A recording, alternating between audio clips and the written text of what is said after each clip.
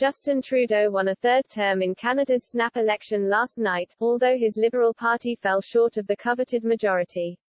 But what does this mean for British Prime Minister Boris Johnson? Justin Trudeau, 49, and his Liberal Party won 157 seats in the 2021 snap election in Canada, the same number as the party won in 2017, but 13 short of the 170 needed for a majority in the House of Commons. The lack of a majority is an awkward outcome for Mr. Trudeau, who hoped to make significant gains in the snap election. But his support was diminished in the face of voter outrage at his decision to call an election while the country struggles to fight the pandemic's fourth wave. But what will the election result mean for PM Boris Johnson? In the end, however, voters decided to give him another 4 years in office, potentially taking him to a decade in power. Speaking about his party's win, Mr. Trudeau said, "You are sending us back to work with a clear mandate to get Canada through this pandemic.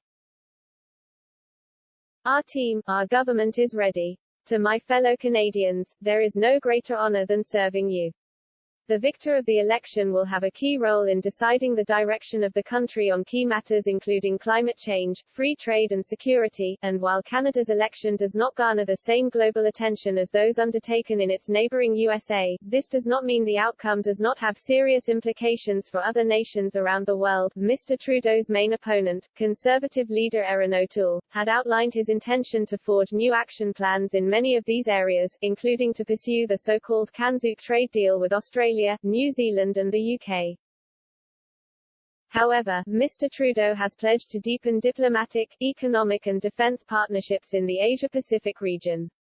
The UK already has a trade agreement with Canada, as a rollover of the previous agreement the EU has with Canada, known as CETA. Britain and Canada signed an interim trade deal in November last year, before securing a full agreement in December 2020.